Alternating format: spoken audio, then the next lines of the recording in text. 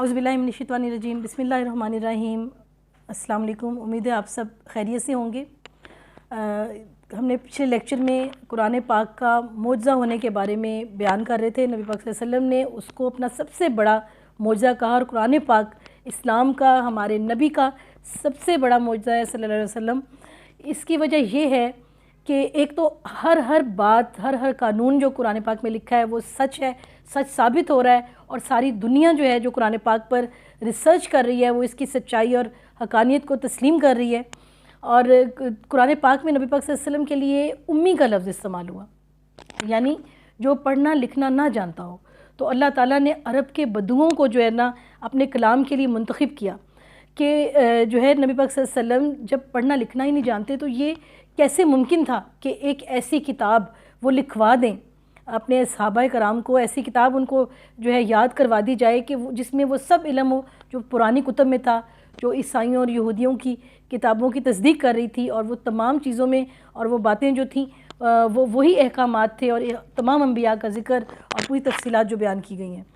تو یہ ناممکن تھا کہ ایک ہستی ایک ایسی کہ جو پڑھنا لکھنا نہ جانتی ہو وہ اس کو لکھ سکے، اور پرانی کتب بھی اس کی تصدیق کرتی ہیں۔ حضرت عیسیٰ علیہ السلام نے بھی فرمایا کہ میرے بعد ایک ایسا نبی آئے گا جس کے منہ میں اللہ تعالیٰ اپنا کلام ڈالے گا۔ یعنی حضرت موسیٰ علیہ السلام پر تختیاں نازل ہوئیں،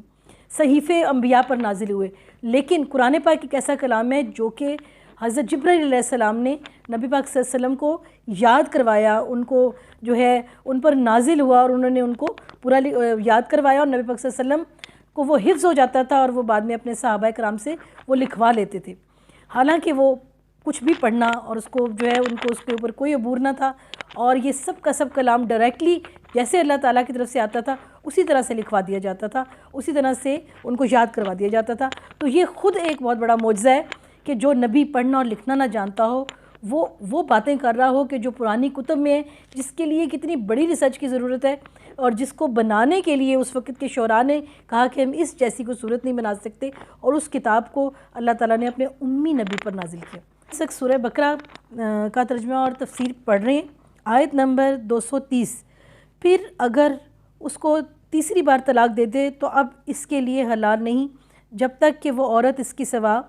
دوسرے سے نکاح نہ کرے۔ پھر اگر وہ بھی طلاق دے دے تو ان دونوں کو میل جول کر لینے میں کوئی گناہ نہیں۔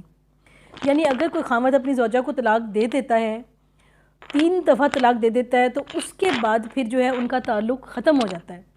تو اس کے بعد اگر وہ یہ چاہ رہا ہو کہ اب میں اس سے دوبارہ تعلق کر لوں تو اس کی قانون اجازت نہیں دیتا۔ اس کے لیے پھر اسلام نے کچھ اور اصول بتائے ہیں کہ وہ عورت پہلے کسی اور کے ساتھ نکاح کرے گی، اور اگر وہ بھی اپنی رضا سے اتفاقاً اس کو جو ہے طلاق ہو جاتی ہے، اس کے بعد وہ پھر اپنے خامد کے ساتھ دوبارہ نکاح کر سکتی ہے۔ یہ اصول اس لیے بیان کیا گیا ہے کہ اگر ایک خامد اپنی وائف کو 3 بار طلاق دے دیتا ہے تو اس کے لیے کچھ سبق، کچھ سختی ہونی چاہیے، اور پھر وہ دوبارہ چاہ رہا ہے۔ اگر اسلام نے یہ اصول نہ بیان کیا ہوتا کہ وہ پہلے کسی اور سے شادی کرے گی، کسی اور سے نکاح کرے گی، تو عورت ایک مذاق بن جاتی۔ اس کے خامد کا جب دل چاہتا اس کو وہ طلاق دے دیتا، جب دل چاہتا اس کو پھر بلا لیتا، تو عورت کی کیا عزت نفس اور کیا جذبات رہ جاتے، اور ظلم کتنا بڑھ جاتا۔ اس لیے یہ سختی اس لیے بھی ہے کہ خامد کے لیے ایک عبرت ہو، ایک سبق ہو کہ اگر طلاق ہو گئی، اللہ نے 3 دفعہ کی مہلت دی ہے، اگر وہ 3 دفعہ کرتا ہے تو اس میں یہ ذمہ داری ہونی چاہیے کہ وہ اپنے بیان کو واپس نہ لے، اور 3 دفعہ کے بعد وہ واپس نہیں لے سکتا۔ ٹھیک ہے، ایسا کرنے کے لیے اس کو بھی ایک سخت مرحلے سے گزرنا پڑے گا۔ وہ عورت کی دوبارہ شادی ہوگی، دوبارہ نکاح ہوگا، اور اس کی جو ہے نا اگر دوبارہ طلاق ہوتی ہے تو وہ پھر وہ واپس جا سکتی ہے، ادروائز ایسا نہیں ہو سکتا۔ خامن سے نکاح کر سکتی، اس میں کوئی گناہ نہیں ہے، کہ بشرطے یہ جان لیں کہ اللہ کی حدوں کو قائم رکھ سکیں گے۔ تو اس میں اللہ کی حدود کو قائم رکھنا ہے۔ اس میں اس چیز کو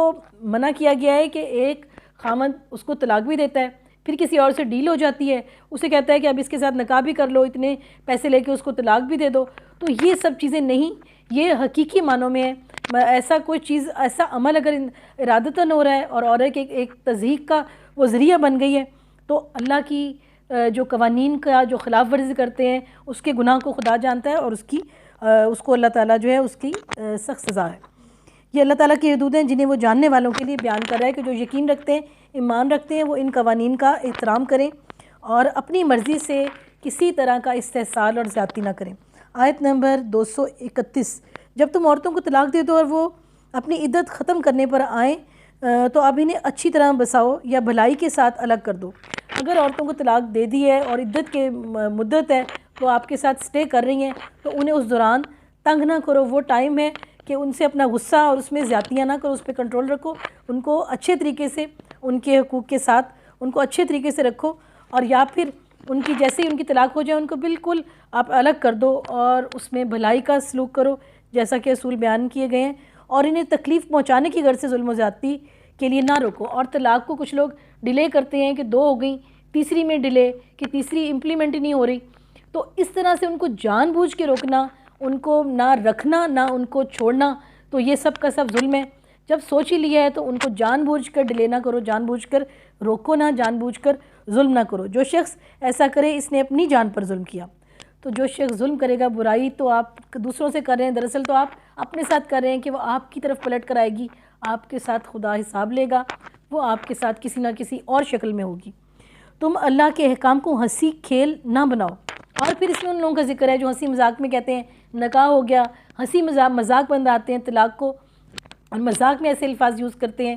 اور مذاق میں نکاح کرتے ہیں، مذاق میں چھوڑ دیتے ہیں۔ تو ان ریلیشنز کو، اللہ کے احکام کو مذاق نہ بنائیں، کسی کے ساتھ مذاق نہ کریں، اور یہ ہنسی مذاق کی بات نہیں ہے۔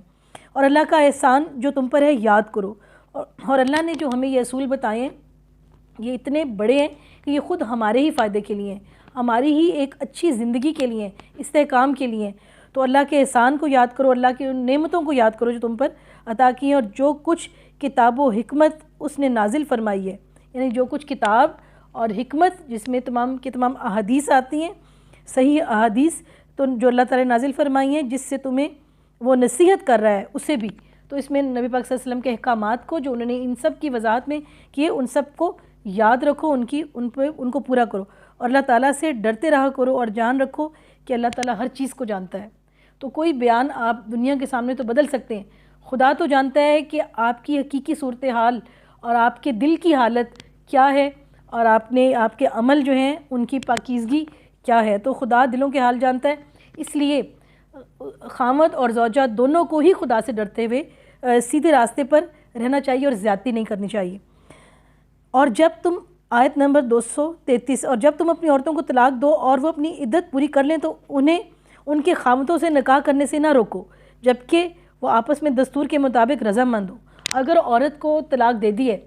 اور وہ پہلے بھی شادی شدہ تھی، اس کی پہلے بھی شادی ہوئی تھی، آپ نے جب طلاق دے دی ہے تو وہ اپنے پہلے خامد کے ساتھ اگر نکاح کرنا چاہتی ہے تو اس کو مت روکو۔ یعنی کچھ لوگ ہوتے ہیں کہ طلاق تو دے دیتے ہیں لیکن اس عورت کے طرز عمل پہ نظر رکھے ہوئے ہوتے ہیں، مختلف طریقوں سے تنگ کرتے ہیں۔ تو یہ ہے کہ جب طلاق دے دی تو اب وہ آزاد ہے، اگر وہ اپنے پچھلے خامد کے ساتھ دوبارہ سے نکاح کرنا چاہتی ہے تو اس میں اس کو تنگ نہ کرو۔ دیکھیں کتنی مائنیوٹ ڈیٹیلز ہیں کہ خدا ان کے بارے میں ہمیں آگاہ کر رہا ہے اور اس ظلم سے روک رہا ہے۔ یہ نصیحت انہیں کی جاتی ہے جنہیں تم میں سے اللہ تعالیٰ پر اور قیامت کے دن پر یقین اور ایمان ہو۔ یعنی ایمان والے ہی اس نصیحت کو سمجھ سکتے ہیں کہ خدا انسان کی نیتوں کو اور اس کی چھوٹے چھوٹے طرز عمل کو جو دوسروں کے لیے تکلیف کا باعث بن رہا ہے، خدا اس کا بہت زیادہ جو ہے اس کے بارے میں جو ہے نا وہ نظر رکھتا ہے، اس کا حساب لیتا ہے، اور اللہ تعالیٰ ہمیں سیدھے راستے کی ہدایت کرتا ہے۔ اس میں تمہاری بہترین صفائی اور پاکیزگی ہے، یعنی کہ یہ اگر کوئی اپنے آپ کو صاحب ایمان اور اپنے عمل کو بہترین رکھنا چاہتا ہے تو وہ ان چھوٹی چھوٹی چیزوں کا ضرور لحاظ کرے۔ اللہ تعالیٰ جانتا ہے اور تم نہیں جانتے، کیونکہ خدا تو جانتا ہے کہ آپ کے کس عمل سے کس کو کیا تکلیف ہو رہی ہے، شاید آپ کو بھی پتہ نہ ہو لیکن خدا آپ کے ہر عمل کا حساب رکھتا ہے۔ تو خدا سے ڈرتے رہنا چاہیے اور ہمیں اس کے احکامات کو پورا کرنا چاہیے اور اپنی نیت کو دوسروں کے لیے بہتر رکھنا چاہیے، اس سے کبھی کوئی غلط ہم سے ایسا کام نہ ہو پائے کہ جس سے اللہ ناراض ہو۔ ہر ظلم اور زیادتی سے ہمیں بچنا چاہیے۔ تو انشاءاللہ نیکسٹ لیکچر میں آپ سے ملاقات ہوگی۔ اللہ حافظ۔